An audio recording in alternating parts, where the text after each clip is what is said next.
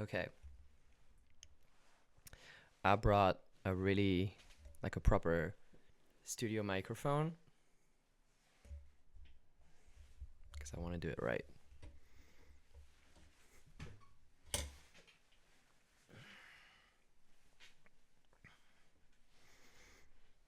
Okay. Wait, so we're live and everything. That's fun.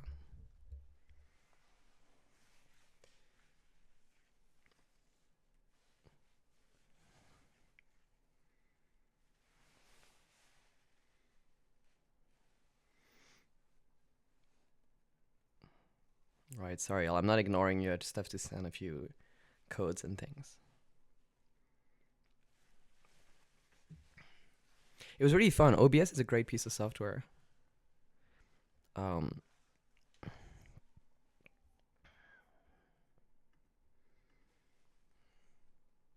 what scent candle is that? It's Le Labo. I didn't pick it, so I can go check. But it smells amazing. It's a gift.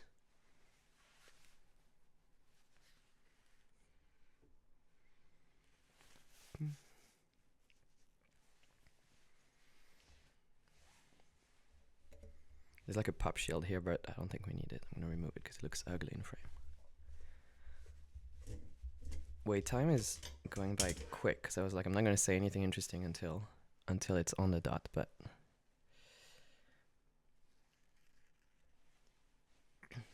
right. I'm just gonna see one quick thing. One quick thing.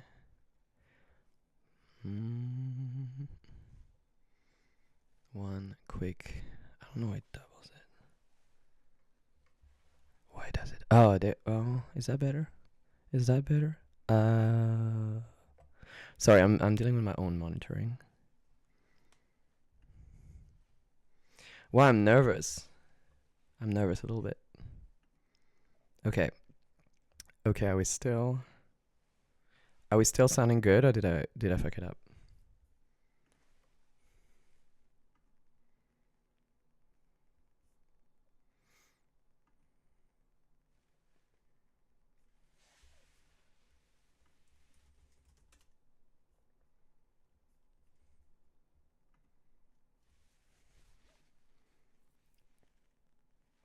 Sounds good. Okay, hell yeah. Hell yeah. Okay. I guess it's technically the start. I'm gonna go back to this.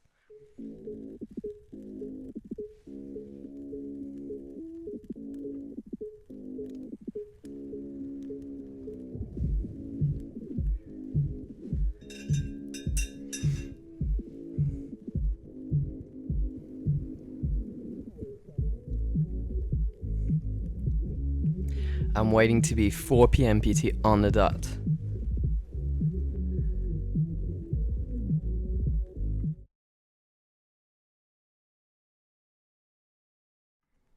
Hello. How we doing? Hi. Oh my god, this is so fun. I haven't done that in ages, and also I've never done it on camera. I'm a little sick, so I might like cough like crazy at some point, and I also have honey, so that's what I'll be doing. Y'all, this is too much people. Okay. Am I just eating honey? Yeah, pretty much. It actually started during Shelter Tour. I would get sick a lot, and so I would have Manuka honey before every show, just like straight from the pot. And I don't think it did anything, but it was a nice placebo effect.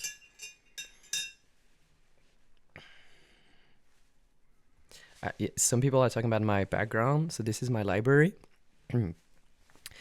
I can't move this camera, but like there's a big book collection over there. There are more books over there, and it's like a bunch of art books that I collected over the course of my travel, and it's a really fun reference that we pull from. Lots of like vintage magazines and architecture books and things like that. And so this is also the room where we make the show with the architects. So with Mike, Molly, Ocean, Shen, and we each set up a different desktop with our laptops or our screens all around the room, and then we all plug into the TV, so we can test the visuals over there. And in fact, hang on. And then over here, I have a bunch of resources. So I have all the props. So this is all like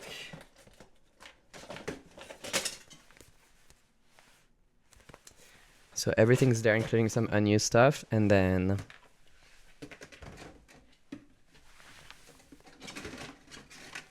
I have a miniature we made of the show. So we have the tables and like a figurine, and so we set up and like the risers. So it's basically built exactly like the real show is, and so we set it up in front of the TV so we can preview the show with a little miniature, which is very cute and very fun and very useful. So this is why things like the band and the Hugo 2 are like scaled properly. It's because we test it with the figurine and we kind of move the figurine around. It's like really fun. Who made the mini? Shin made it. But yeah, I have so much here. I have like my memory boxes, which include a lot of fan gifts and just memories. I have research. I have some sketchbooks. I have a bunch of decks of cards because I do magic. So I have a huge deck of card collection. I always have a pack of cards. Like everywhere I am, I always have cards. And I still design magic tricks, and then I have a bunch of like tools and various things that I need. I'm very organized. I'm very type 1. I'm a type A. Everything's like labeled and everything. This is there's a ton of sketchbooks everywhere. This is this one has like all of the band signatures and everything. This is my first sketch of the toys for the band. So came up with the idea during camp, like when we were making the visuals. And so Shane modeled the actual toys, but that was my original like concept. Some furniture ideas, like fashion ideas, storyboard. There's a lot of cool stuff in there. We have a few of these sketchbooks. Will there be toys of the band sold on tour? We're making a lot of cool stuff. Do I still have the EP from the Fireway music video? No, it was a prop. It was sourced. I just wrote a deck with like all the ideas, and then we had them pull all these items. Except the chess pieces, which are also right there.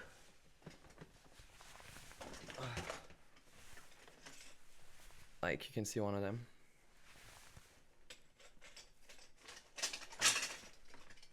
Also have like stuff like this. The chrome version of the chess pieces were not used in the video because they were not done in time. So we ended up just painting a set like really last minute and having a black and white set, which I think looks better, honestly, because it creates more differentiation with the glove. The glove is not here. I lost it. I left it in France, so I forgot to bring it.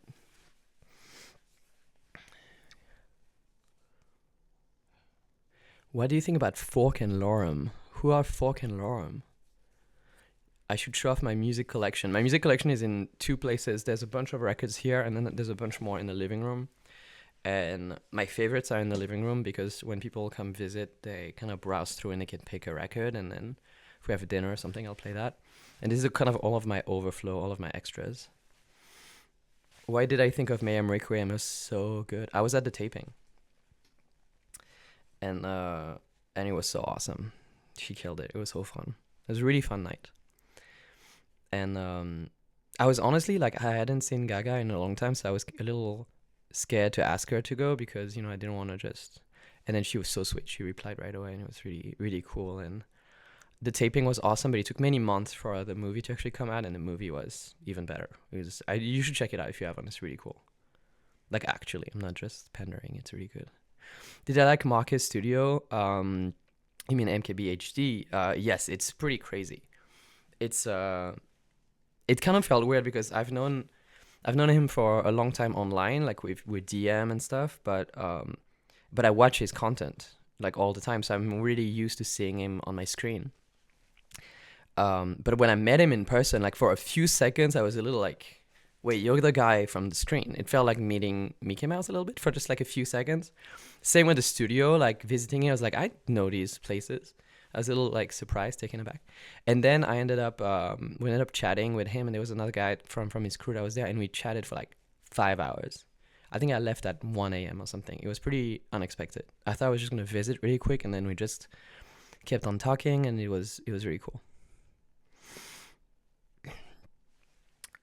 Yo, you guys have too many questions. It's incredible. I thought it was gonna be very low key, but I'm like happily overwhelmed. Um, wait. There's so many questions I want to answer though. Let me like go back a little bit. I can't believe. Wait, hang on. There was some cool stuff that I forgot. How do I? Oh, what are your plans for the VIP soundcheck experience? I wanted to make sure it wasn't just like a meet and greet that's just like standing in line taking pictures, although I'm happy to take pictures, but more of a hanging out, kind of like this, but in person and with the stage. I was thinking maybe sometimes people can go on stage and like I can maybe do photos of them with the band, or I can maybe like play pop culture or just do like more of a Q&A. Honestly, I'm trying to figure out exactly what we're going to do, but I'm going to try to stay for about like 60 minutes to maybe 90, and just kind of feel the vibe and make sure to make it worth it, for people and fun for me. Um, but yeah, it's to be determined exactly. I just know it's gonna be at soundcheck. There's gonna be everything set up. I want to make myself very available and really do something like unique. That's not just like meaningless photos. Even though like photos are cool, I'm happy to do photos too, But I just wanted to go beyond that. How long before the show will the meet and greet be? I think if the idea is probably that I would do them right before doors. So like if door is at 7, I would do it from 6 to 7 basically. So and then I just when this is very much your most vulnerable era. Thank you. I think so. I think it's gonna be so. This is gonna be. Wait, somebody said I should have put a countdown, cooldown on chat. What is that, y'all? I don't know what's going on. Yo. Oh, I got tricked. Oh my god, the 6-7. Hell yeah. Wow. Wait, how do I do cooldown? Is that a thing? Like I need mods? Yeah, I think. I mean, y'all, I didn't know what the deal is. I was just in OBS, like setting up my little cute things. Like, look, check this out.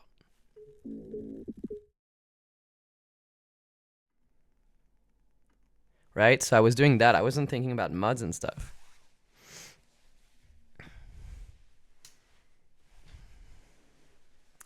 Yeah, I have FLCM opened. I'm not in my actual studio though. I am in my library, so I have FL installed, but I don't have all of the projects. I'm on my laptop, not on my Mac Studio. Okay, y'all. Okay, explain to me what slow mode is and how I use it. Like everybody else, just like cool down, and then like okay, I do slow and type the seconds. Okay, what does that mean though? Okay, slow.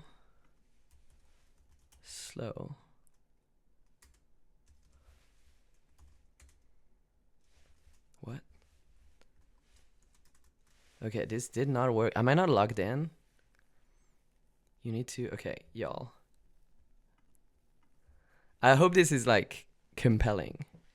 I hope this is cute. Wait, why am I not logged into Twitch, y'all? What am I doing?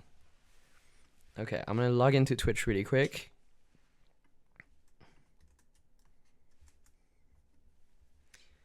Yeah, madeon learns the internet, right? I mean, at least I did a cool little overlay. Like, come on, that's pretty cool. I made an effort. Okay. Y'all, give me 1 second, okay? Okay, first of all, I'm gonna try to log in.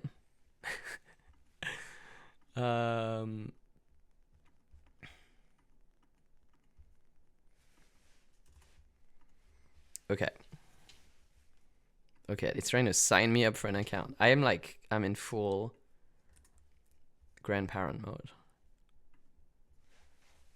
Okay, now 2FA. They sent me the number on my phone, right? My Twitch verification.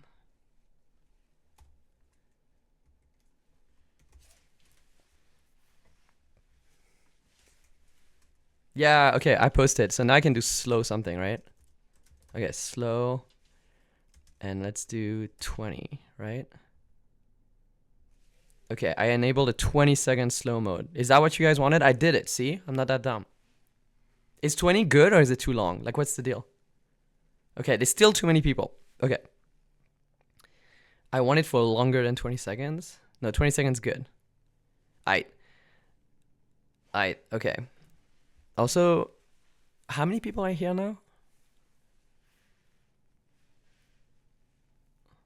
Oh shit, there's like over 1,000. Oh, that's crazy. Yo, I didn't think that was gonna be the case. Okay, hey everybody, like suddenly the pressure is on. I thought it was just us doing like tech support, but now I feel the pressure to be like entertaining nonstop. So, okay. Is there as many people as when I started? Should I re-explain some stuff? Because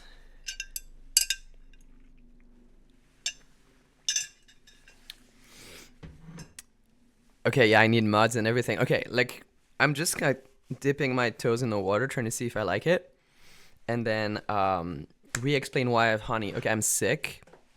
I'm recovering. I'm actually better. I wanted to do a stream yesterday, but then I was coughing like crazy, and so I have manuka honey, which is a habit that I got from Shelter Tour. Hey. Okay, y'all. Okay, so assuming there's some new people, hey, I'm Madeon. We're in my library, which is also where I have all my references, all my reference book. Maybe I'll show you some stuff. And this is also where we make the show. That's where we make Victory Live. So when we work on the show, we're all set up around this room, the five of us, you know, Mike, Shane, Molly, Ocean, and I. And we each have our stations. And so I have like modular like furniture that can transform from like a bookshelf to like a desk. It's like a Muji thing. And we all have our computers, and then we're all plugged into the TV over there. And then on the TV, I have this miniature. So I have these little pieces that Shin 3D printed. And like, so see the tables? And then we have the 3D Hugo. And that's how we do the show. And so I actually designed the stage. So I drew it and stuff. It's an idea I had for a long time. And then I picked some dimensions, and then Shin like made the miniature 3D printed and like foam board and stuff so we can test it. And then when we saw it in front of the TV, like in context, we really, really liked it. So we got it manufactured, and it's like 30 feet wide. And the craziest thing is when I arrived to rehearsals before Red Rocks and I saw it built, it was crazy because it looked identical to the miniature. It was so strange. Like, you know, these movies where people get shrunken down and they like have to experience the world it felt like that, because this thing had been in my library for months. And suddenly it was there, like exactly the same angles, reflectivity, proportions, except now it was 30 feet wide. So that was crazy and very fun. And so all of the things we thought about like worked perfectly, pretty much, which was great. So that was super, super, super fun, super satisfying. And I try to design it in a way where like anticipating, like making sure that it's collapsible so we can tour with it. But then the team was really clever in actually like executing on that. And and then to test it, because there's a bunch of lights inside of it, like through those risers. And so I would just put like either iPhones and stuff like that to like test what it's like. And then Shin would use his vape. He would smoke onto the stage to see what it would look like with haze. And yeah, Victory Live production with the miniature was so fun. It was so fun to do, and we tried so many ideas. And camp, so it's what we call when we do the live show and there's like the five of us in the room, is some of my favorite thing in my life. Like, I'm obsessed with it. It's so magical. And so with the miniature and with this setup and with this room, and I kind of like designed the room for this purpose. So I'm just gonna like blow my nose.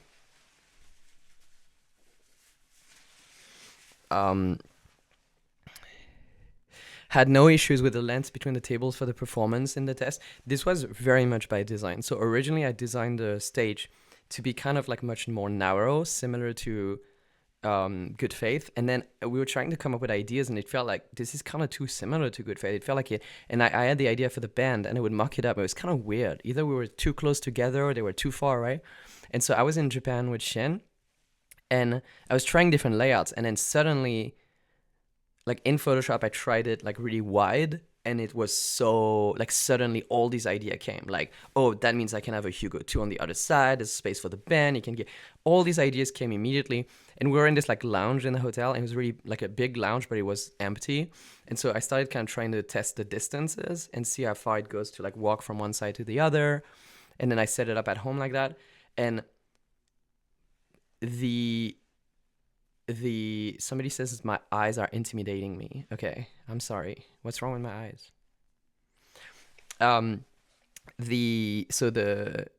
So by design, they're far away. Like I need to go from one place to the next. And the reason for that is that there's a lot of benefits. It creates space in the middle for me to like sing and perform without looking like stuck between tables. It gives me a reason to move and occupy the space. It creates space for the band, for Hugo 2, for all these things. But you're right, the risk is that it looks awkward that I need to walk so much. There's so much of the blocking of the show. And if you're not familiar, like blocking is a theater term, and it just means like the way you choreograph movements. Like, okay, I say this, I'm going to go from this to there, etc. And so the blocking of the show had to be really intentional. So it feels like I'm never rushing from one place to the next. Like I kind of stop in the middle. It's like, it always feels natural. You should never feel like, oh, why are the tables apart? It needs to feel natural. But that's something I'm still tweaking with the show. And before we go on tour, I'm going to block it even more. As I add more sections, it's going to be even more specific and rehearsed.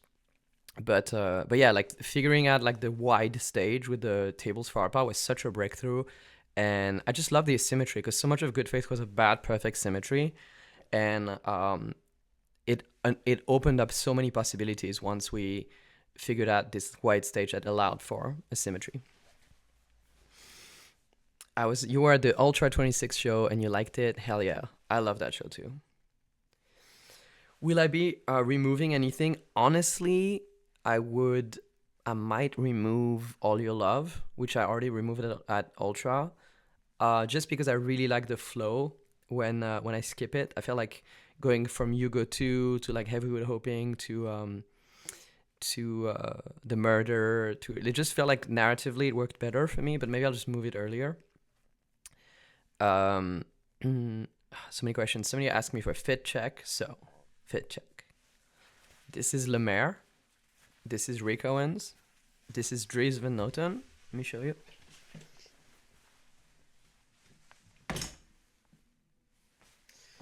And the pants are custom. The pants are actually the ones from the show. They're black trousers. He's wearing more Rick lately. I only wear the tank tops, because they're like the best tank tops ever, and they're not that expensive, and so it's my base for everything, including in the show I wear a black version. But Spikey wears Rick Owens, and originally I was trying to get a stylist to like pull looks, just for the shoot with the band, and then we were gonna return them, and then we couldn't figure it out, so I decided like I rolled up with Joey, who plays Spikey, and I rolled up to the Rick store because I saw some stuff online, and then I bought the outfit, and it was so expensive. Like it was a whole budget, and they don't do returns. And so I just had to lean in and be like, listen, this is gonna be the look. And thankfully we actually had to do reshoots, and so keeping the costume was so helpful. So I'm glad I kept it. I'm glad we have it, and we'll make good use of it in the future. I think it's nice that there's like a definitive Spikey silhouette that you can count on, that we can recreate. But yeah, there were some crazy stories with the shoot. There's like, yeah. it all worked out in the end. But like, I don't want to give you all the stories right away, you know. Speaking of fashion, what's with Juno's outfit? Juno's outfit is still like moving and evolving. I think Spikey's silhouette is very like finished. I think Juno has a really interesting look in the existing photos. There's a piece of media we're making right now where she has a really different outfit, and we are gonna like now she has like the next one is like this archival Comme des Garçons piece that we recreated in 3D. So there's gonna be like different takes, but yeah. You love the lore that Spikey wears Rick. I mean, yeah, it's he's a rock star. Why not? Wish there was a cleaner images of Juno.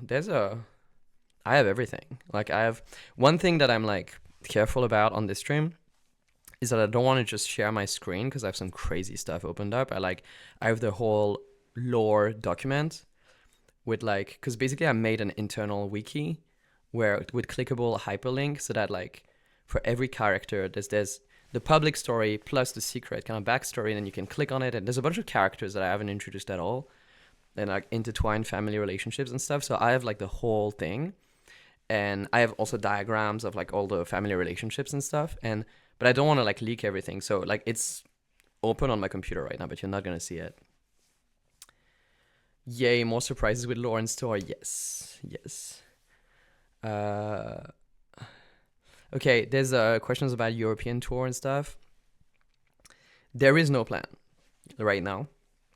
I'm gonna do the US, like North America tour, and then we'll see where it takes us. I want to bring it everywhere. It is so expensive. Like, especially these days, touring is crazy. There's a lot of artists that you love that wish they could tour at all right now and that cannot quite put a tour together. So that's why I was so happy also that people were so excited about the VIP packages and stuff, because it allows us to do this level of production, which is wonderful. And also it's a cool experience, I think, for people. But I'm working on something in Paris right now. And it's gonna be like a DJ set, but with some, if everything goes well, it's gonna be like a DJ set plus plus, where there's gonna be some elements of the live show.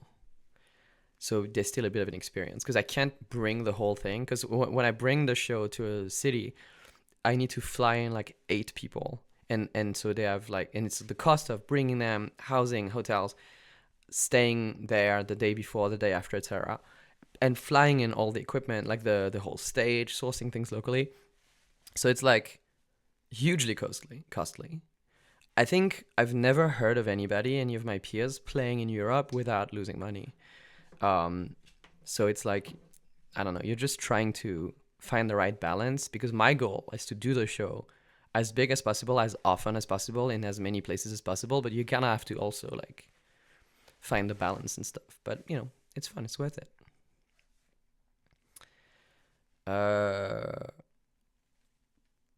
When is this roughly for Paris? It's next month. Yeah, I'm leaking stuff right now. I'm just too much in the mood of Twitch right now, so I'm like saying way too much. I wonder if I'll get in trouble later. Let me check if anybody like texted me that I'm in trouble.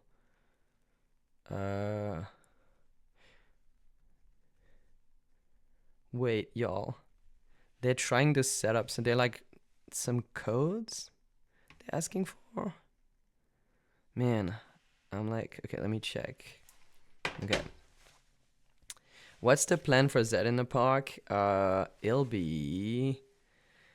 It's a DJ set, so it's kind of more like my Coachella set, I think. But things evolve. I'm gonna add a lot more, and obviously, like, more of the music will be out by then. So, fun things. Drop Nantes. I mean, some stuff is like, it's better if you don't drop it though. Like, would you be telling me about Nantes if it had been released? Maybe not. Is Revolution releasing outside the album? We'll see. Will Victory have like a sister album? You seem so relaxed in such a serene mood. That's really kind. And I am very happy, honestly.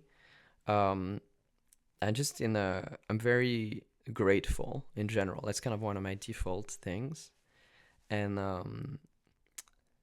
I mean, it's been, there's been like really difficult parts of my life and health journey over the past few years. So right now it's like definitely the good times, so I'm like really grateful for that. um yeah, I'm very, very, very happy. It's funny though, because the album is about like more difficult times, so there's a little bit of a delta. But yeah, part of it though is like I'm trying to protect myself, so I haven't looked. Normally I kind of stalk the like subreddit and things like that to kind of see what people are saying sometimes, and I'm not doing that this time. So I'm just trying to protect myself a little bit, but I hope people are nice. And also I hope people like see the bigger picture and stuff, and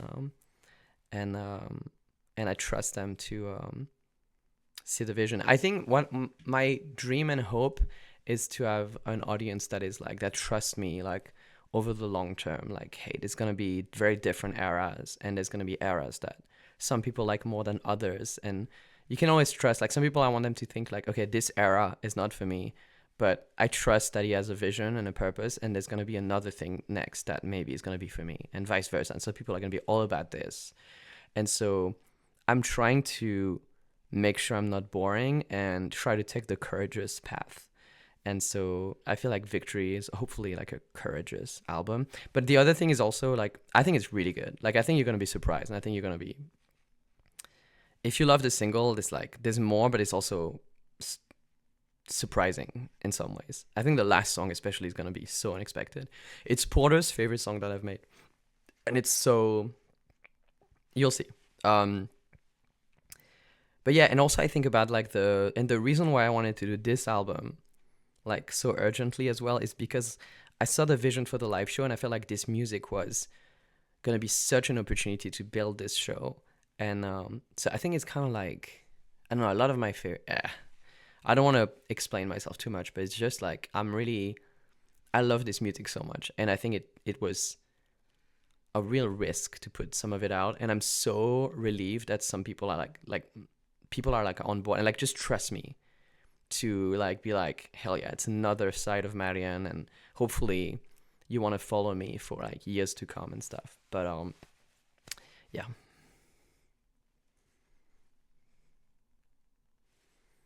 Y'all, I put slow mode and it's still too fast. Okay. Hi, little hard rock era. Oh, that's great. Somebody says that high reminded them of hard rock Beatles, like back in the USSR, I assume, or Helter Skelter. That's sick. That makes me so happy. I couldn't make it even slower. So someone is trying to. No, I'm really curious about how Lonely Space Age is gonna sound. There's actually a hint of it in the live show that nobody quite caught on to. It is a tragic synth odyssey, is the way I would describe it. It's not your go-to, no.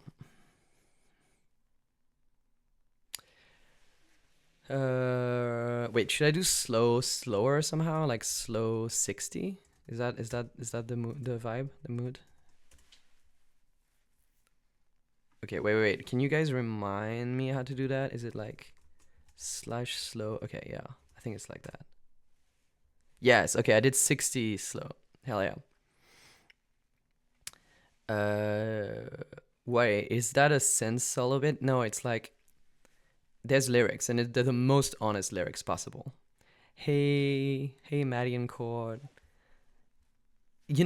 I'm so happy when I hear about like communities like the Discord and stuff coming together, because at the end of the day, I really want people to connect to one another. And in a sense, like the music and my art is almost a way for people to love each other. It's not just like about me, So it always makes me happy when people build friendships, and like I'm almost like a topic of conversation between like-minded people that connect, So I think that's some of the stuff that makes me the happiest.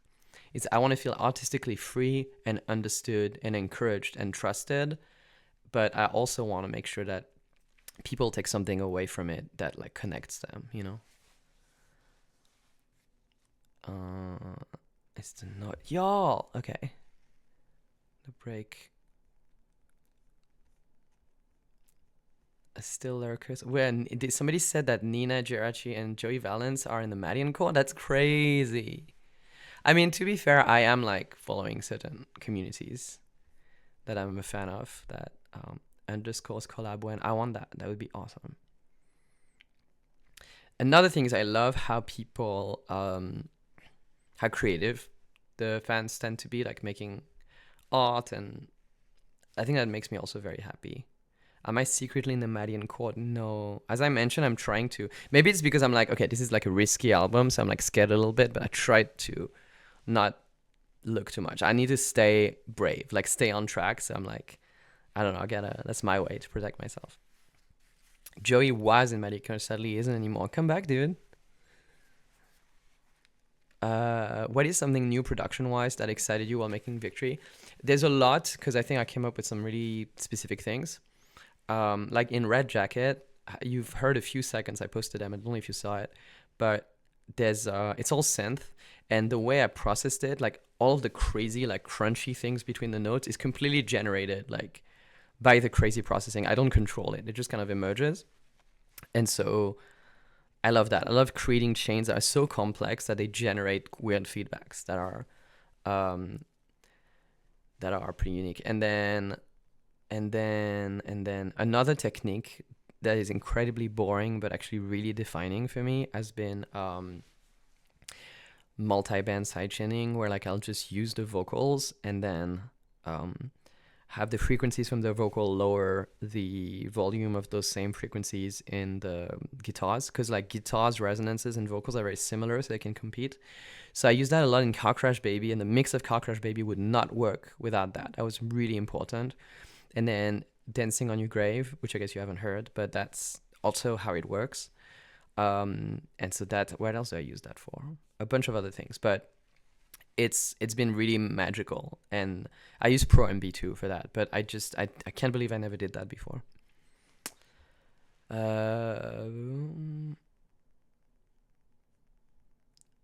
Well, the vocals sound the best they ever have. I don't know if you mean on this stream or on the album and stuff, but I do think they sound really good. I think Car Crush Baby has like a really good chain. I love when it's like that. I love when there's a vocal chain where you can do like a simple performance and suddenly like it comes alive because of the process. Spill the tea about your vocal chain. It's too good. Thank you. I don't even know at this point. It's like so many plugins. It's so many like double things that trigger each other. It's like it's a whole separate project file. It used to be that I couldn't even run it in real time when I was on my PC. And then I got a Mac Studio from Apple that was like so powerful. And so I transferred everything, and then suddenly I could do it pretty much like in real time, which has been amazing. And I don't think I could have made like Car Crash Baby I made last, and I don't think I would have made it if it weren't for that change. What was it like to remix previous tracks under the Victory concept for the live show? It's so fun. I mean, it's so much work too, because I basically reset and recreate new versions of everything from scratch, and there's never enough time. Or like I kept on changing it, even at rehearsals. I actually flew into rehearsals late because I kept on tweaking things, making new versions. So it was, but I'm so happy I did, because the final version is so like I'm so proud of. It's very fun. It is. It truly is, because I prep all my tools, all my toys, and I try to produce really, really quickly and not overthink. And often like the mixes and the power of the live edit is stronger than when I like spend hours trying to perfect it, or even month, so there's something really fun about the immediacy of it. It matches the immediacy of a show. Can we hear some of the demos for the live show? Maybe later. Some questions I do not want to answer. Will I ever do raw vocals, as in without the heavy effect, on tracks like CCB and High? Yeah, but it's basically that. Like Car Crash Baby, it's like I'm not using this microphone on the album. I've been using the CM15, the Teenage Engineering one.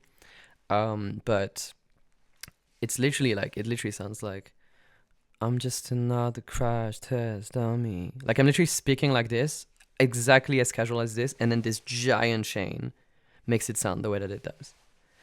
I love the contrast between Good Faith and Victory. Thank you. Like I like the contrast too. That's why it felt like exciting.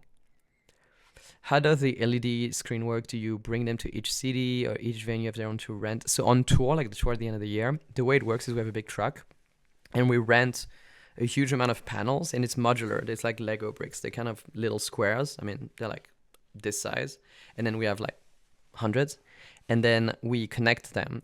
They're seamless. And so we build a wall that's basically as big as we can fit in every venue, right? So some venues are going to be a huge screen. Like I think on the show, most shows are gonna be a screen that is like bigger than Ultra. Some of the shows where you can fit even more, it's closer to Red Rocks, and then there's some shows where we have to scale it down just because of venue limitations, and then we just whatever we can fit, basically as big as possible, because we have all these panels and we just build what we can. And then for Good Faith, it was really difficult because the content was made very specifically for an aspect ratio, and whenever we had to shift, it was very tricky. And for this show, I built a whole premiere session where every song is like stacked transparent layers, and I can readjust shot by shot. So for example, when we did Ultra, it's a more narrow aspect ratio than Red Rocks. Red Rocks was 2:1. And so for every single shot of the show, I tweak exactly the proportions. How do I want to adapt it, rescale it? For example, for High, there's like a section in the intro we call the hype edit, where we introduce the band members. And this is a stack of like 10 transparent files. And then I just input I have like a spreadsheet that I give, in the spreadsheet, I type in the screen size and the pixel density and stuff like that, and it tells me the exact scale that I need to put things at. But there's also creative choices that are, but for the tour, and anyway, my point is that for the tour, normally what you would do with a show like this on the road is you would have an A show and a B show, like a bigger show and a smaller show, and they're always the same. And in this case, because of the way I laid it out, it's always the exact maximum we can do.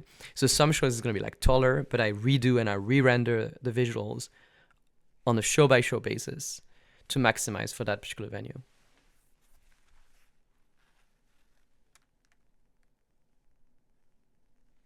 Is there a DP4 phaser DDL on the album? Yes, there is actually, on Android, I think.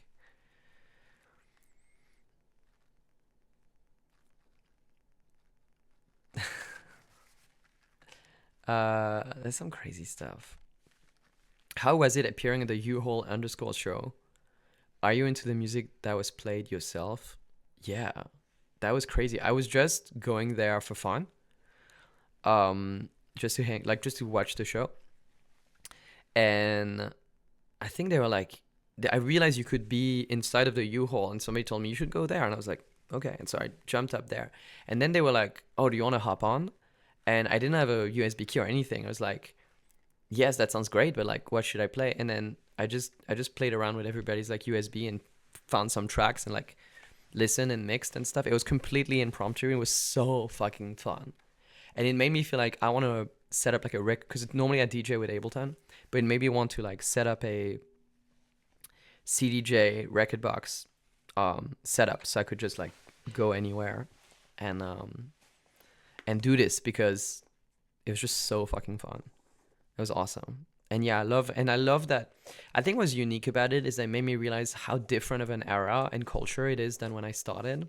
Because when I started, especially in the French scene, so much of it was about exclusion and your taste and rejecting things and being narrow and specific, which has its appeal. But that show was about playing everything from Cascada to Mario Kart to like some really cool niche stuff. And it's like, good is good. It doesn't matter. Like the good is cool no matter where it comes from, and committing to your taste is what's cool. And I was like, hell yeah. I recognize myself a lot more in the current culture than the culture that I emerged from in like 2012. Is there a chance we see some stems? Yeah, I actually loaded up Fireway. I don't have everything, but I keep everything. So I have like Icarus and everything. I have them. I'm probably missing some plugins, but I have them in my other computer. I know Icarus specifically was produced with the mastering on, and in fact, the mastering chain was on twice. So I mastered it, and then the same mastering chain was applied a second time. And so it sounds ridiculous without the mastering change. It sounds embarrassing. Which is great. I mean, it just was a production style, but yeah. I'm not going to eat some honey.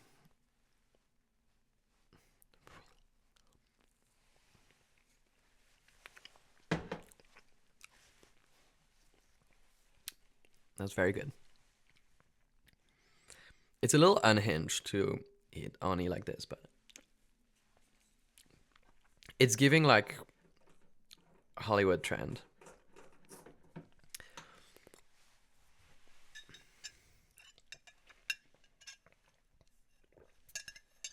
And drinking water from like an oversized mason jar also.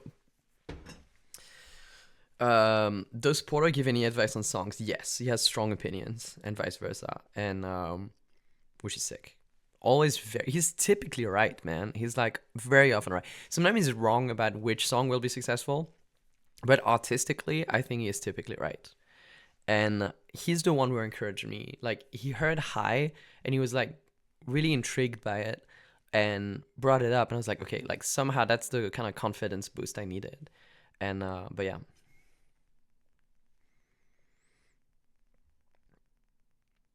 What are some lessons learned from creating Good Faith Forever that you carried over on Creative Victory Live? So much. I mean, Victory Live is, to me, like the level up from Good Faith Forever, where I think it's more conceptual, more narrative, and but it leverages a lot of the skills we built with Good Faith Forever for sure. But I think the art direction is a little like edgier and less obvious, less symmetry, less so. And we're gonna build more. Like, we're updating the show, just like Good Faith Forever was like V2 of Good Faith Live. Like, the tour is gonna be an update, an upgrade. So I think we spent so much. We spent a month, the five of us nonstop making the visuals, and so much of that time was spent doing High and getting the band right. Because even just the green screens, there's so much energy getting that right. In that the thing that took the most energy were High, Chaos Magic, Hugo 2, and Far Away. And so like, and then Pain No Mind. Oh, Pain No Mind is crazy because Ocean spent like maybe a third of the time of the entire thing making this crazy edit to Pain No Mind, with like every single frame was crazy. And it was basically a whole lore dump on the band. And over the course of that 1-2 minute section, so much happened. Like, it was the band getting signed, and then like selling out. There's like 20 different merch items presented, like tensions, all of the side projects, then the band, like tension within the band, a whole storyline. And it was so overwhelming. It was so cool. But like, you press play and you were like, you need to watch it 20 times to get it. So we ended up at the last minute, like simplifying down to very, very little. But that means there's all of this stuff that we want to use that on the cutting room floor. But right now, Ocean is making the Red Jacket video. So you saw a little bit of a snippet this morning, but we're still making it. Yeah. But yeah, so anyway, the point is that we spent so much time getting the fundamentals of the show conceptually, like, you know, the band, Hugo 2, like the overall usage of the stage, that we still have a lot of room for ideas we have to implement for everything else, including the new songs that we have on the list. So I think it's going to be like a big upgrade. I already love Victory Live. I think I feel really really strong about it, but I think it's just going to be even more fun. But to answer your question, what did I learn from Good Faith Forever is like so much. And honestly, sometimes I see people where I know they're referencing the show, like, and which I'm very proud of, and I reference things and stuff, but like sometimes they reference it a little bit literally, and they don't quite get it in certain subtle ways. And it's always really fun to me to be like, you're getting it wrong because you don't understand this one principle, or you're overthinking it or underthinking it. And so I'm always like, we have like a secret Bible of tools. We even have some custom plugins that we got developed to improve our workflow and stuff. That's so. And generally, I think one of the secret as well is we don't really reference other shows. We reference, like, I have like books of opera set design maybe, or like architecture and like photography and graphic design, but we don't bring up like another currently touring show. We try, it's kind of taboo. We try to keep it about a little insular, a little isolated, and mostly have fun. Like, mostly have as much fun as possible.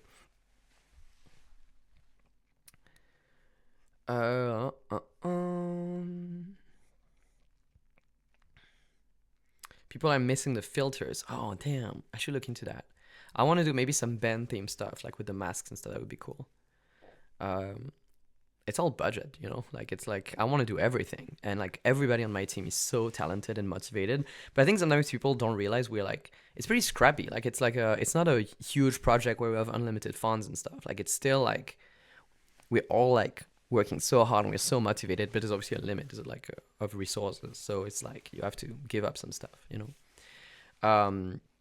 Do I miss my long hair? No, but I liked the idea of having a specific hairstyle and presentation for each era. So by the end of like Good Faith and Gap Year, I was kind of over it. So but I just wanted photos. I wanted like the first photo from the Victory era to be like clearly different. So yeah, but no, I don't miss the long hair. It dries quicker. It's fun. And like I just got a haircut though. But somebody who DJed in Ableton because of you specifically, I strongly recommend learning CDJs for the flexibility. Yeah, I think I need to do both because like the Coachella set, I don't think I could have done on CDJs, but I love to be able to do B2Bs and stuff like that. So, what are the specs of my Mac? It's so good you can't buy it anymore. That's all I can say. It's like, and I wouldn't. It was gifted, but it's like insane. But obviously the thing though is that you're always bottlenecked by software optimization and things like that. Like for example, I was doing some renders from After Effects, for like keying the band, like green screen, and I was rendering it in my studio, and After Effects, like the whole computer crashed because After Effects ran out of memory because it used over 500 gigabytes of memory. It used all of the memory, which crashed the computer. But it didn't need it. No application needs half a terabyte of RAM. That's ridiculous. So it's just that it was programmed terribly and it just crashed because it was like a memory leak. So there's always a limit. Like you can have the best specs in the world, you're still limited by like software design.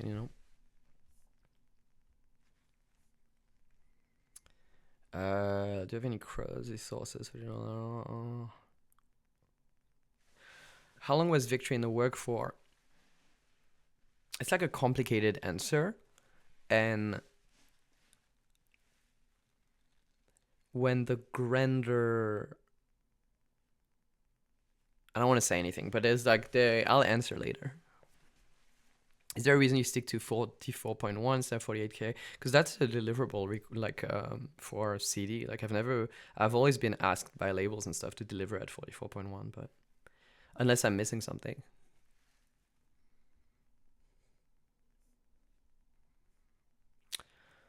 Have you ever told where the vocal chops on Cut the Kid come from? Every chop is from a different song and vocalist. And they're all the most famous vocalists you can think of. And absolutely nobody will ever...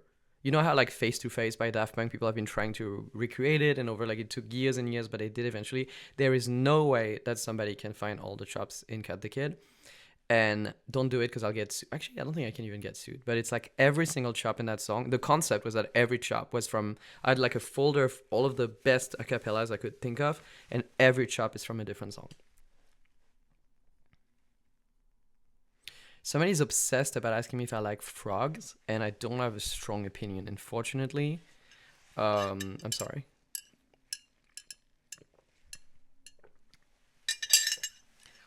Do I ever go back and play with the old song files? Sometimes I like for example, there was I was listening back to the Good Faith live edits of some of the songs. I was like, damn, it's kind of sounding really good. Like this bass is really good. This mastering seems nice. And so I reopened it just to study and like save presets from it. And also when I finish songs, I export like all the drums into sample packs so I can reach out for them. But other than that, not really. Like I think I'm good at remembering and extracting things, so I don't really need to play with them. Your remix of The Night Out is incredible. How do you feel about that sound compared to the music you make today? I used to not like it. I mean, for a long time, and maybe a little bit today, I didn't love the engineering of adventure era madeon music, specifically the drums and the transients and stuff like that. I wasn't sure about it. I talked to Porter about it. It's like, no, it's a great sound. And like, so, I don't know, like I didn't like it for a while for some reason. But then I really turned around and I love playing the Night Out now. But I think the version I play is from Adventure Live, so it's not the actual original mix. I should listen to the original again. ASMR. I guess it's like a really good microphone, so we can do ASMR.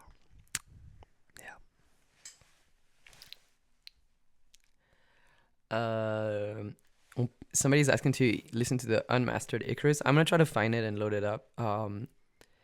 But yeah, I think it'd be cool. Can you give an estimate of how long the show is gonna be for this tour?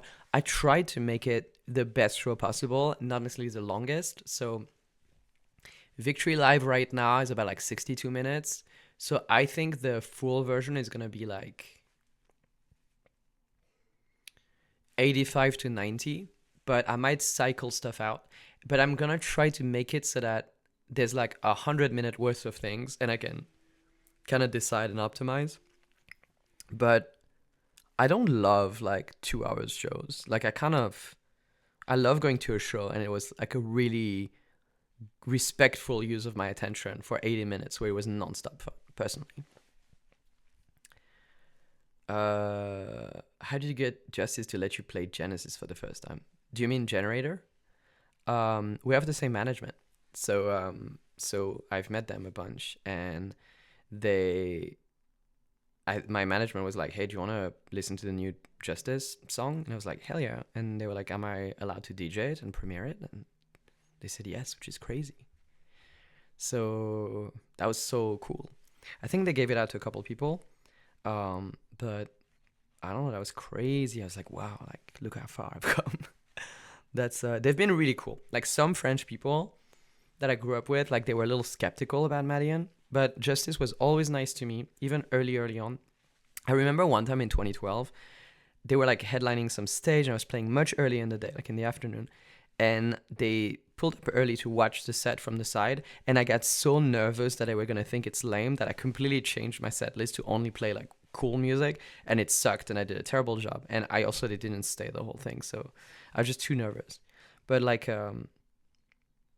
there's a crazy story with Justice and Magic that I will not tell you, but they're awesome. They're great. Do I like living in LA? I do. I'm really I think the weather does a big deal because I like to. Okay, so my theory is that New York and Paris is Sonic Adventure 1 and LA is Sonic Adventure 2. Like in Sonic Adventure 1 there's like, actually, you know what, I'm not going to explain myself. It's funnier.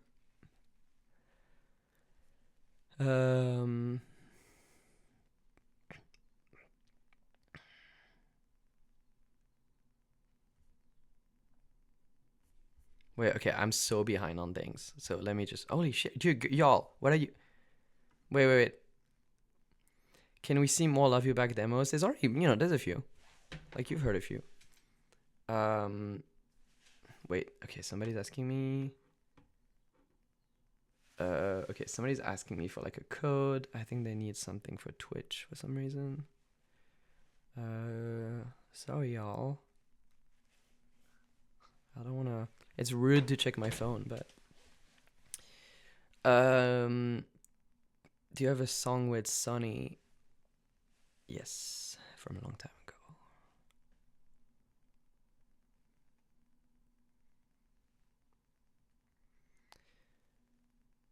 Have you met Daft Punk? I have met Guy-Man, which is a dream of mine. They're great.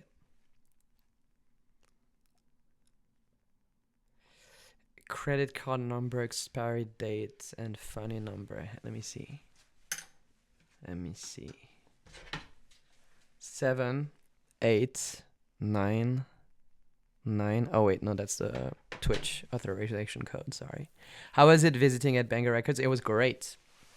It was a dream. I was so happy. What did I have for lunch today? I had the breakfast bowl at 2 p.m. with San Holo, actually.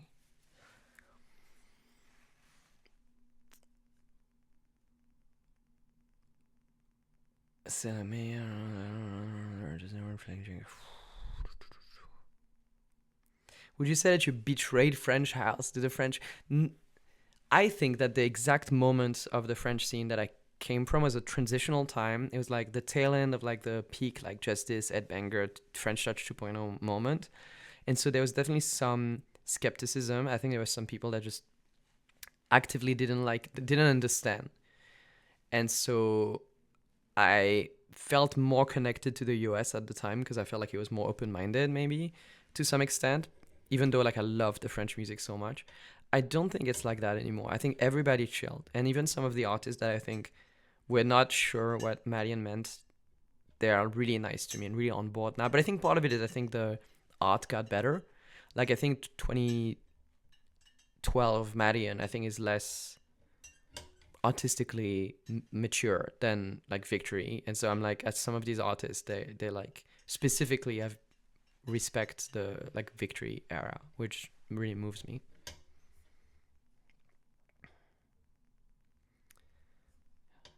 What do you think? Can you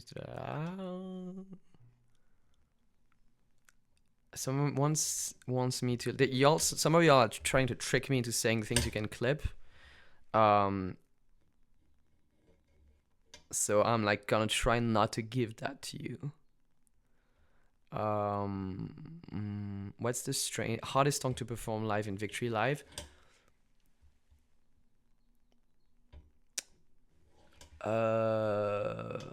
Actually, it depends because like Chaos Magic is vocally really demanding because it's like nonstop and also it goes quite high. So when I'm like, and I'm still, with the show, I haven't done the show that many times, so I think I'm like still learning how to approach it vocally, and I think I'm getting a little bit better.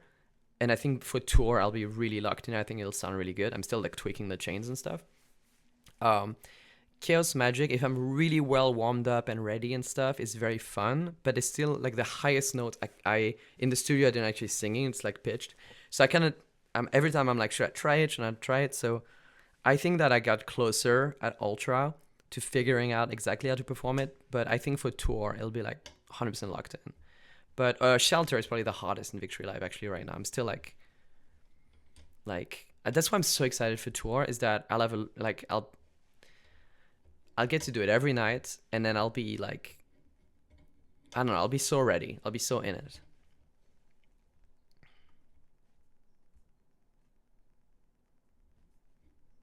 Some of you are being like, oh, when I hear a particular song of mine, it reminds me of this other song that's similar. And every time people say that, they're referencing a song I've never heard before, and will never listen to because I'm scared that you're right. So I don't want to hear it. Beings is possibly one of the greatest songs ever made. It is not, but I'm glad you like it. But it is quite good, and I'm so glad that you and others and have really resonated with it, because yeah, I always liked it, but it was in the middle of making Adventure, so there was so much going on, and you kind of lose track a little bit of what's good, what's not good. So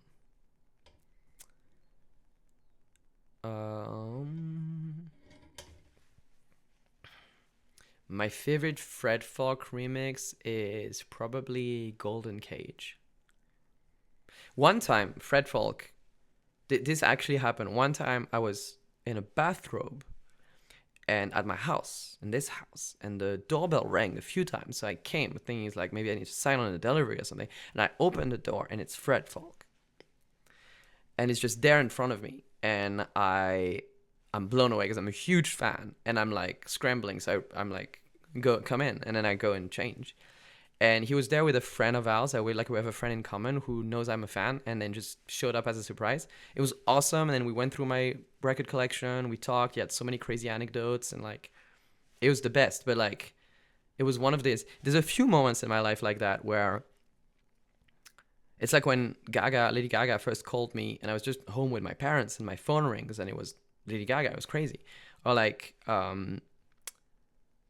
that, or like this, or like there's been a lot of moments in my life that are where it's so inexplicably unreal, and I'm so grateful for it. I think at least I'm I'm very grateful for every part of my career.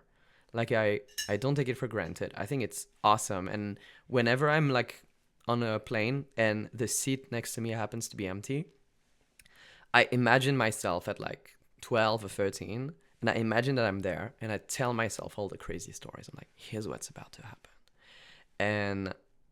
And it just warms my heart. Like I'm so grateful. Um and yeah, that was one of those times. Biggest inspiration for Chaos Magic in particular, I think the guitar tone.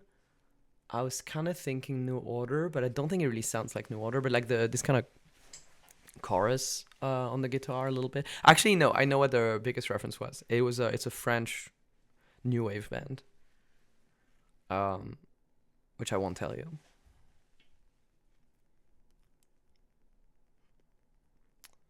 Some great questions, y'all. I thought we were just gonna hang out and I was gonna um, play stems or whatever, or like it was gonna be boring. But it's so much good questions and love and stuff. Let me check something. Let me see if somebody's is mad. Oh, Molly is watching the stream, which is cool. We had a really good time actually editing the Fireway video. She originally I was gonna like edit it mostly alone, and she was gonna be here and do some of the 3D and stuff. And then I got stuck on the edit, and she came and she had such good insight, and she was so perceptive. And I didn't realize that she was like a former like union editor, like she was a editor. And so she would watch and she would have such good comments. Like she was always so interesting. And eventually we wrote down all the scenes and stuff, and we organized it with post-its on my wall in this over there, and then we moved them around. It was great. She was so locked in, so great. And when we work with people, it's like different ways to work over time. They change and you change and stuff, and so it was a side of Molly that I hadn't really like seen before, and it was the first time in a while that we had worked just one on one, because Shen, who did the Fire VFX, was doing it remotely, and it was great. It was great. You guys, there's like 1.8 thousand people. That's cool. That's like more than certain shows like on the tour, like some of the smaller shows, which is crazy. Um, will the Super Platinum Bundle necklace be available at live shows? The Super Deluxe of the album is definitely gonna be online only. But Molly just texted me. She's watching the stream, which is very sweet. But I'm gonna make cool stuff. Listen, we're gonna make cool stuff. But also I'm trying to cycle things out and just know. So I'm gonna see about the necklace. Maybe I'll do it on its own. But right now we're just trying to make sure we can fulfill all these orders, like best possible quality and stuff. Did you see the Paradia Hector Verto reprint? I saw it, but I don't know where to buy it. I want it desperately. I just couldn't. I was clicking on the links and it was like not. It was taking me to the pre-save on Spotify, but not the merch or like the retailers. So I don't know what's going on there, but I couldn't buy it. So, why you gave up on the idea of an album live for Good Faith? I want to do a Good Faith thing, that really does it justice, and I have some ideas. Part of it is that there are some like copyright right reversals things where it's going to be much easier for me to do it after a certain date without asking permission. But I might try to see if I want to do it before, but like it's like one thing at a time. I think it's like it's going to be even more touching and emotional when there's even more distance and nostalgia for Good Faith. So I'll do things. I'll do cool things.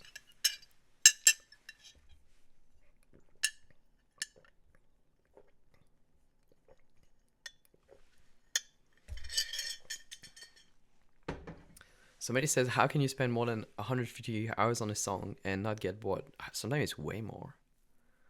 I think that Fireway was a lot of hours. Miracle was insane. The only one I was really quick is High, like, and Cockroach Baby. Those were really easy, which is why I like them as singles, because they felt so immediate, and I could sense in them that they were like so straightforward.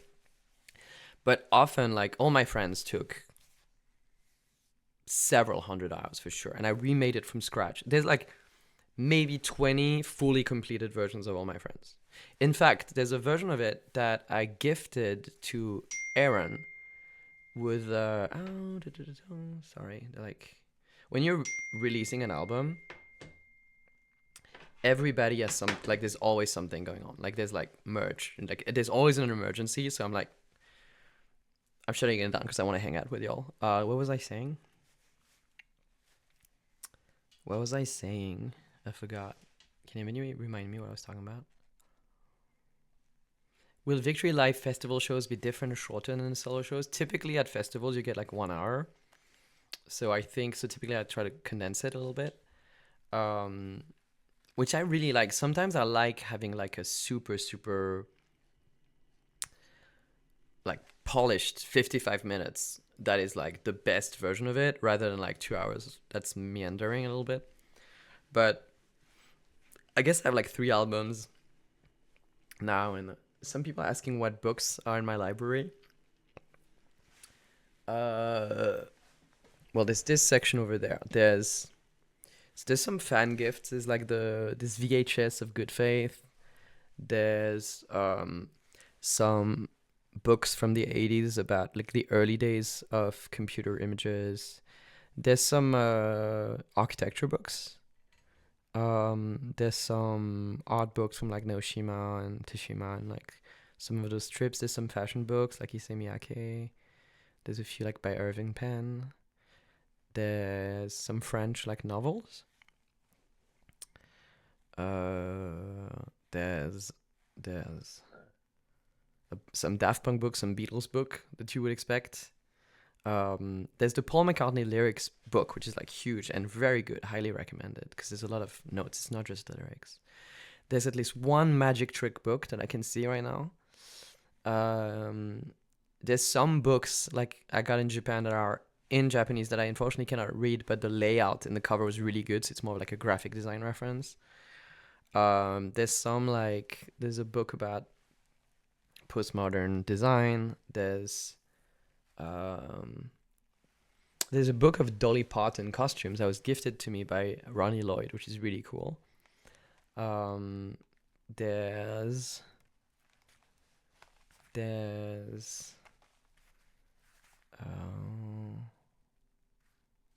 yeah, just stuff from trips like Casa Barragan in Mexico. The Book of Circles. It might have been a gift by Molly, actually. There's like some album cover. Over there I have like a lot of magazines and music zines, which is some of my favorite stuff, and movie like Japanese pamphlets. And there's a specific one that I found that was the main reference for the Victory album cover. So I keep it. It's very precious to me because it's from the 70s, and I remember seeing that image and be like, oh my god, that's the vision. I was working with Sam. It was really cool. I kind of had to follow him around. He was in LA for only a few days, and he was doing this show at the Natural History Museum, and I just showed up there and like waited for him to exit the stage, because we love each other. We like each other's music and stuff. We just couldn't schedule it easily because we live in different continents. So I was like, hey, while you're in LA, what you doing? And then we finally found a time, and then I had this track. So he didn't produce the track, Red Jacket. He just sings on it, but it's a duet. Like, he does the choruses, and he sounds awesome. And I sing the verses. And it's very like early Justice-y and stuff. I'm like, I like it. I hope you like it. Show the stems. Okay, y'all. Okay, I'm getting to it. It just somebody said I'm a good designer. That's very kind. I'm grateful you feel that way. Which aspects of the adventure era productions carried away into Good Faith and Victory? I feel like I'm not that self-aware about it. What inspired your use of scale and GF Live in this new show? Um, I think there's this set designer that does opera. Well, originally it was this French movie called Kirikou that I saw as a child. That's like a bigger French classic. That's very much like um, side profile like silhouette thing. And if you watch it, you might recognize scenes in Good Faith that are like inspired by it. It's from the 90s, I guess. And there's that. And then after that, I started seeing this like playwright set designer called Robert Wilson, who does his staging for operas is very silhouette based and gradient based. And so I discovered his work after Good Faith, but it was so similar that I felt like, yeah. And so that became an inspiration because his staging, because when you're doing a concert as a solo artist, it kind of makes sense to be in the middle all the time. But when it's theater, it is typically dialogues. So you would need to position two different characters or more, right? And so seeing this style applied to situations that required more than one person was really interesting. And so it inspired me to be like, wow, I'm tired of being alone on stage because I always have to be in the center. And so by creating this like offset thing and having Hugo 2 in the band and things like that, it enables so many more possibilities.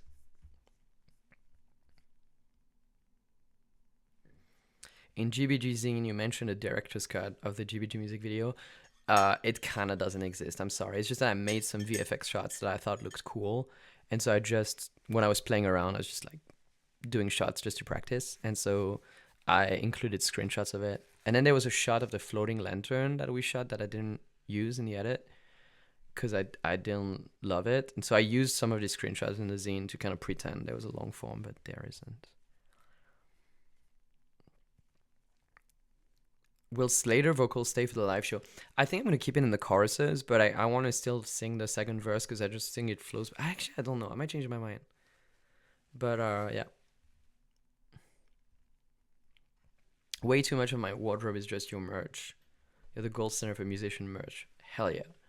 I'm really honored of that. I'm trying to make more really good Victory things. And I'm working, like I'm exploring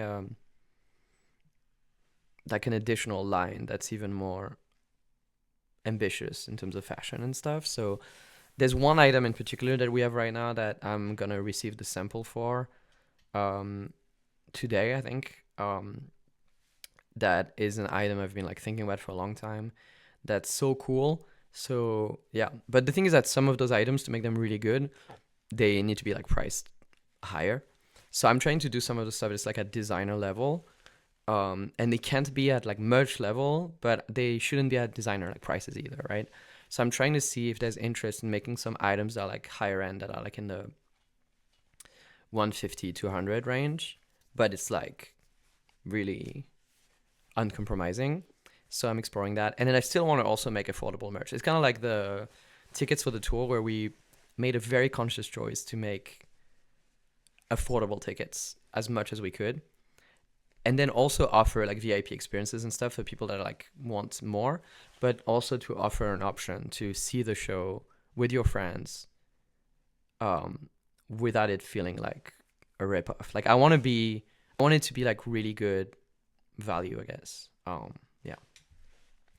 But I'm glad you like the merch and stuff. I feel like I had so much more to like I'm working on a lot more cool stuff, and especially with the band.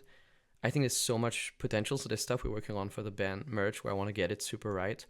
That I'm just like, yeah, we're on top of. But yeah. Is that a GDA mic? No, it's a U87 by Newman. It's like a studio mic. It's not really like a streaming mic or anything. It's the mic I used for all of Good Faith.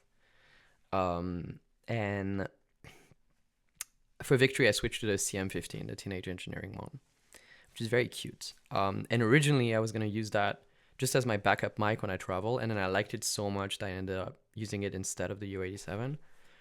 But the U87 is like a classic mic, but I'm kind of over it. I'm over the sound. People are asking for magic tricks, but the thing is that I don't think magic tricks play really well on stream. We should do it in person. But there's a trick in particular that I've been working on in the past few years that I'm really proud of. That's like, I think, a very distinct concept that I haven't seen, and so I call it surgery. It's like a card trick that starts with an X-Acto knife, and I've been sharing it with magicians and stuff, and they like it. So yeah, but I feel more like a designer than a performer. But maybe at soundcheck I should do magic tricks. That'd be so fun. Oh my god, I'm so behind y'all. Okay, would you ever want to know?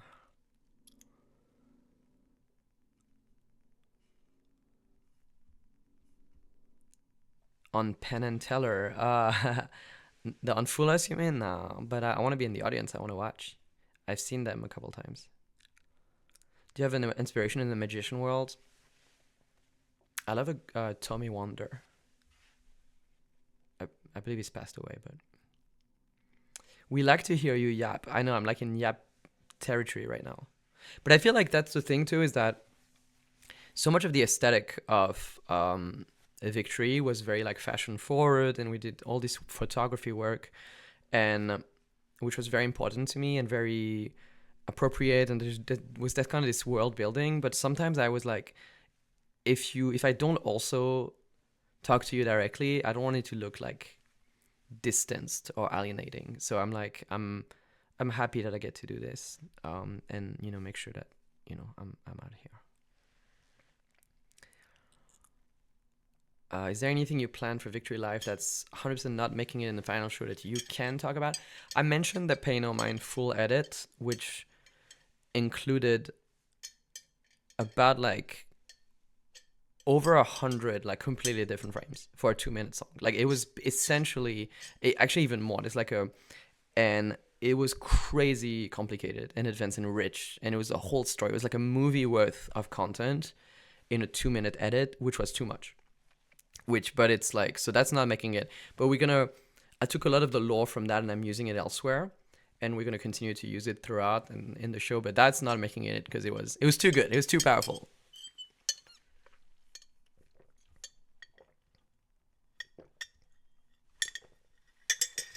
What's it like working with Tom Norris? So it's the first time I got somebody else to mix singles for me. But he used to be my neighbor. He used to be my actual real life neighbor. And so he would come over, and then he became this like mega famous mixing engineer. And so we work remote. I just sent him the thing, and he mixed Fire Away and Cockroach Baby, and I think it's great. I think Cockroach Baby specifically, like the mix was mostly there, and I was like, oh, I wonder if he can make it a little bit better. And then he made it like, he didn't like change the mix that much. But he got it, and he like took it to that extra level where the song became so much cooler to me.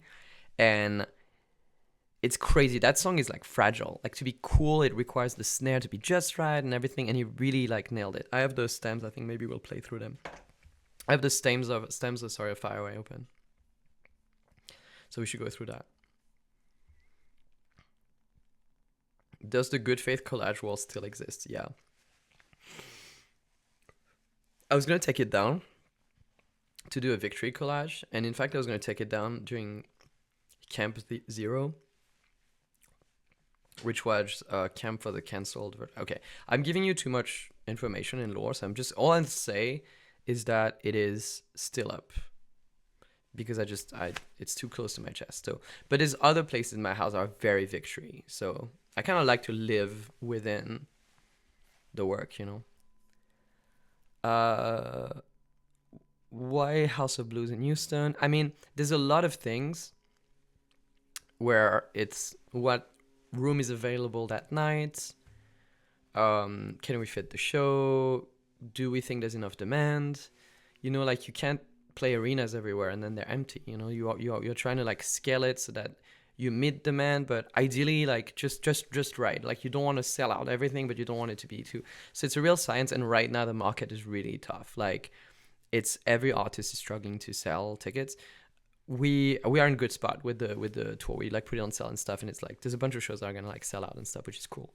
But but yeah, we're trying to be like conservative. So like Houston, for example, we picked that venue.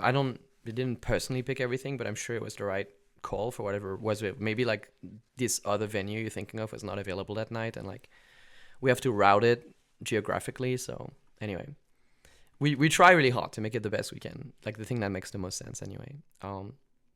But I'm really happy. Like a lot of the venues we've picked, I think are perfect in terms of vibes and in terms of stage, so we can really do the show justice, you know. Was it hard for you to move to the USA? I mean, it was completely improvised. I was just doing some show in LA and I randomly decided to move to LA and like immediately visited a house, and that's where I live now. So I can't explain. It was like one of those like moments in life where you just take a crazy leap.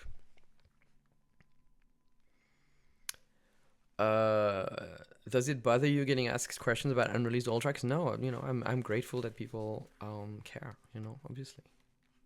How involved are you in FL development? I mean, I was never involved in FL development. It's just like alpha testing where but a couple times I will encounter an issue and I'll make sure to like reach out to the team and they hear me out, which is wonderful. But yeah.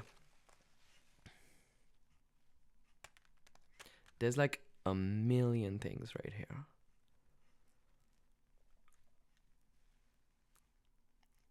Some really sweet things. A lot of things in French, which also moves me.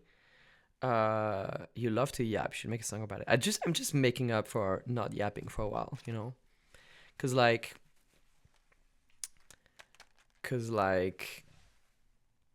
especially because there was a big gap between Car Crash Baby and Ultra, which I think some people were upset by, and I really wanted to talk and explain and stuff, but I think I was advised like, listen, let's just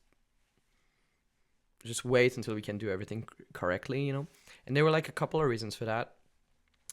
A big one is that I had just some like personal like death in the family. Like I needed to fly to France and take care of that, so that interrupted some stuff. And then there was a couple of other things about like label scheduling and what they want, what I want. You know, it's not. I love the label, but it's just like was not.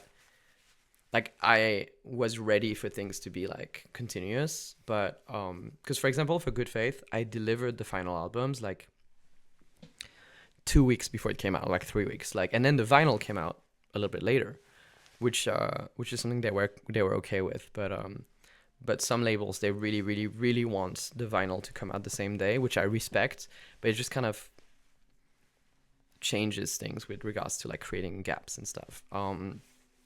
And then with Fire Away, there's also the fact that Slater was putting out her album, and obviously like we couldn't put it out exactly at the same time. Then we needed to stagger it a little bit. So there's a little things like that switch things around. But if it were completely up to me, obviously it would have been like continuous. But I don't think it's that bad. I think it's nice sometimes to also like let things breathe, and like lots of things turned out to align, you know, obviously like getting to do Coachella and like premiere the song there, and like, so I'm happy about it ultimately. But I just hope fans like forgive me for that a little bit. But you know, I mean, yeah, you know, at the end of the day I just want to have fun and make people happy and be true to the art and stuff. But I'm not like slacking, you know, like I'm trying. We're all trying really hard, you know.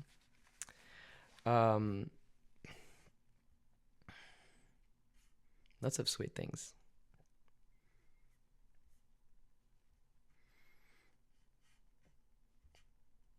Wow, you guys I'm so honored, you know. It's I think one of the things that made me feel like that recently was I played this New York show, and I don't know, it was like a DJ set kind of randomly, and wait, what's up? Am I still live? Okay, yeah, I'm still live. Sorry, I was just making sure things were okay. And I don't know why, but I played the show and people were so motivated and they knew the songs and they were so moved. And for whatever reason, I thought like, oh, it's like a club show and I'm just gonna like, you know, play like club music too and kind of like adapt. But then I realized, no, everybody there wants to hear madeon music. And I don't know why I didn't realize that was going to happen. And it was so magical, and I met fans after and stuff. And I was like, I forgot that it was a thing. I think it's like, I think after a while, I just didn't realize how lucky I am. You know, that was a real, like, I wasn't faking it. Sometimes I'm like on stage, like talking about how grateful I am. It's not like a bit. Like I really feel that way. Okay. I'm done with the yapping. Okay, maybe a little more yapping.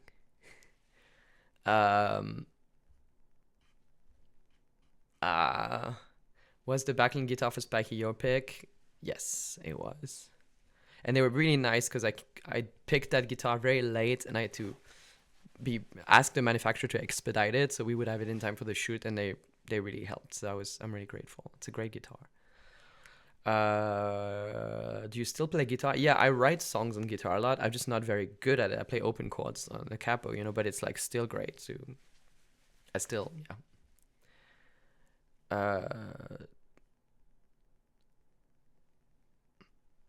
Okay. Let's. Somebody's asking for a remix competition. I don't know that I like a competition, but I'm working with SoundCloud to do something. So I want to give a cappella as a ways and maybe listen to what people make with it. Is there any actual guitar playing on the album? Yeah, like Mikey Freedom Art from Bleachers plays on almost everything. Do you have any pets? I have.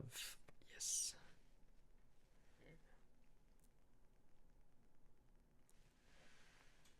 Okay. Due to overplaying everything. Did Car Crash Baby get a physical single because of the show visuals? Yes. For whatever reason, I felt like this. Well, I know why, but like it felt a little like. It felt like CD themed somehow. Somebody's asking for me to French yap for 5 minutes, and I would lose everybody, I think. So somebody says the cutest cat in the world. Yes, Slater came and said that is the cutest cat she has ever seen, and I feel like maybe she pandered, but I felt like she was sincere. So she liked the cat. Okay, let's go. Let's play some stems. So those are the stems from Tom Norris. So I made the track, I exported them as audio stems for Tom, and then he tweaked them, fixed them to make his version of the mix, and then send them back. And so this is what I'm playing right now. It's the Tom Norris version of the stems. Okay, let's go. So I'm trying to. Can you just let me know that if you still hear me?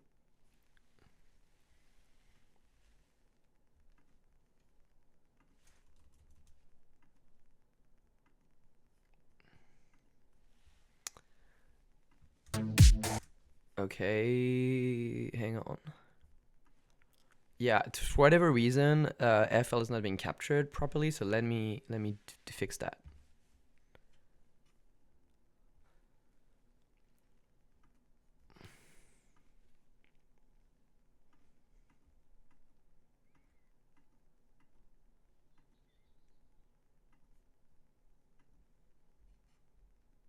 Okay.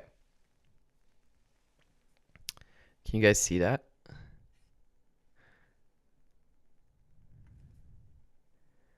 Can you guys see that? Hang on. Yes, okay, cool. And can you guys hear it?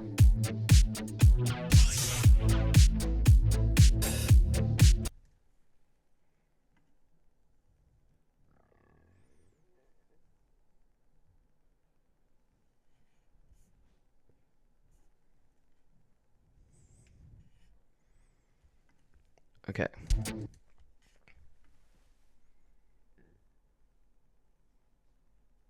Okay. Let's see.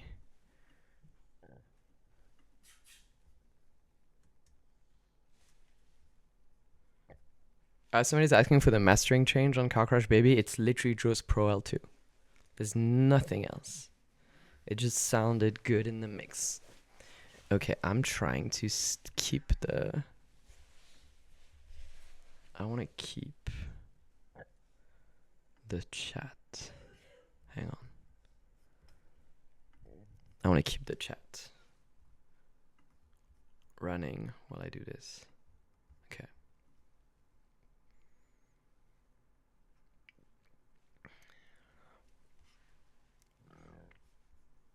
Okay. Okay, we're back.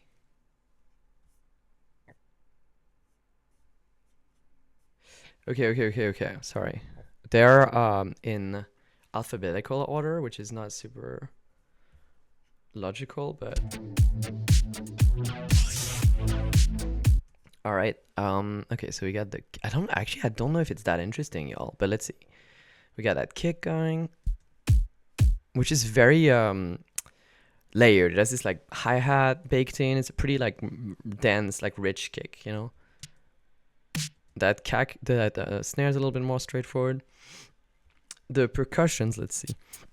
I made a million versions of it, so it's kind of funny for me to see which version actually made it in, you know.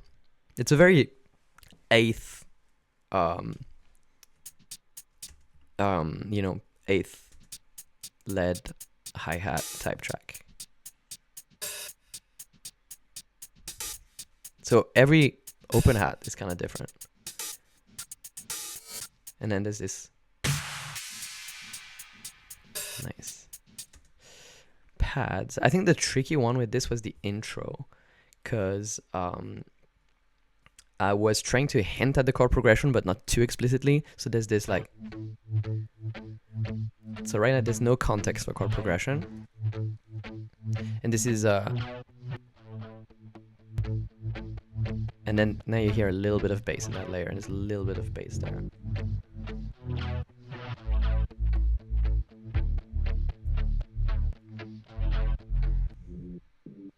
And then there's this guitar, this fake guitar layer. That actually does a lot. Like,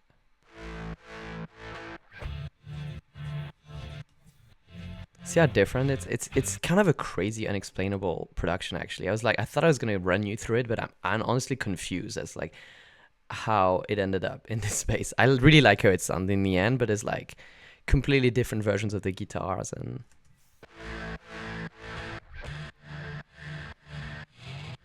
So this is this is a mix of contact guitar and live guitars from Mikey that we recorded in New York. Oh, I love this sound. That was also Mikey.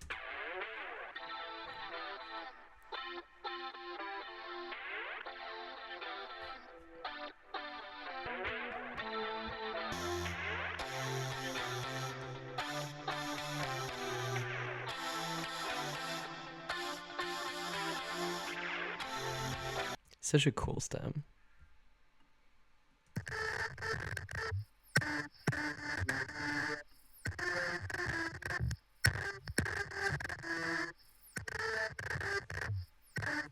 That was like some trillion patch that I accidentally ran through some crazy processing that I think was meant for a vocal or something, and then it created those glitches, and I just kept them. The a cappella I sent him, actually the entire thing as one file because it was too complicated. Oh, actually it was two files. This is the Slater one on its own, which she sounds awesome.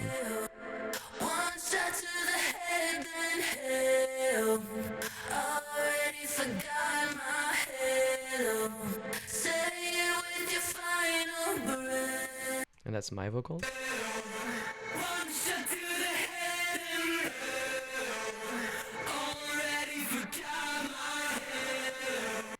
Which I think combines really well.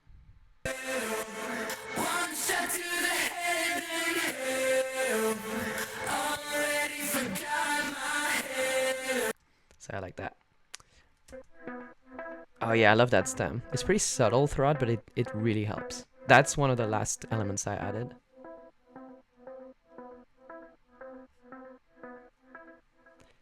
And that's sampled from an unrelated song that I made. Wait, is this all? It is too quiet, y'all? Sorry, I can't figure out how to see the chat at the same time, so. Oh, people are saying the audio is mono. Huh. Damn, okay. Yeah, that makes sense. It's mono though. Okay, let me try this.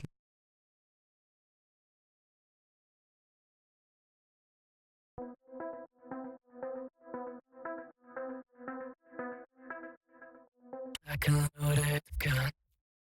It's to the last of the damage done. Why does it hurt when you call my name?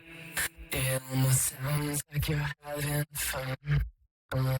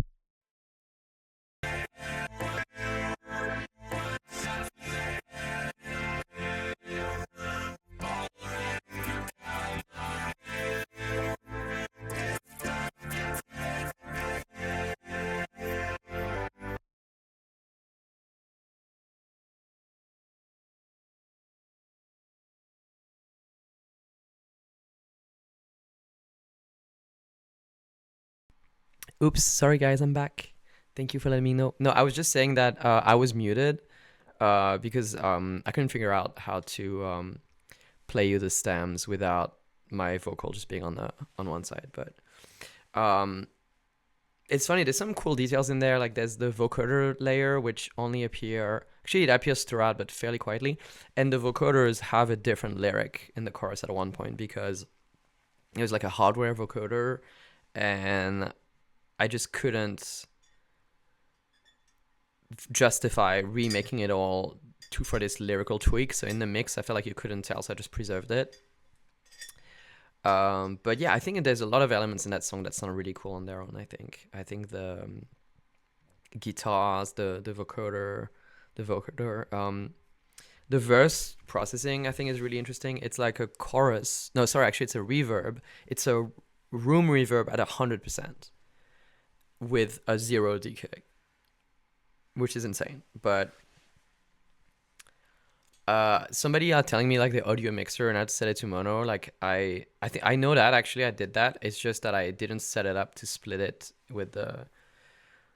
I don't want to like waste your time by trying to do it, but next time I'll make sure that those are separate things.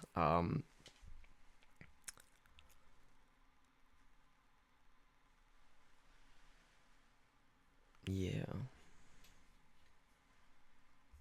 Will there be another stream? There will be. The Fireway kick is so good. Thank you. I remade the kick snare of that song several hundred times. Like actually, there's for a month, every morning, I woke up, I drank a cup of coffee, and I tried to remake the kick snare. And I would be like, oh, actually, it's a breakthrough. It's great. Then I would be like, actually, it was better last week, etc. It was absolutely insane.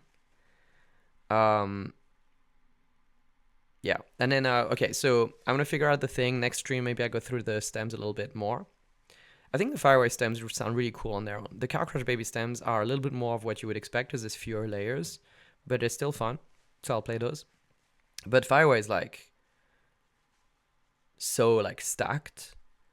And I really love where it ended up, but you can also feel like all the individual moments that added up to it.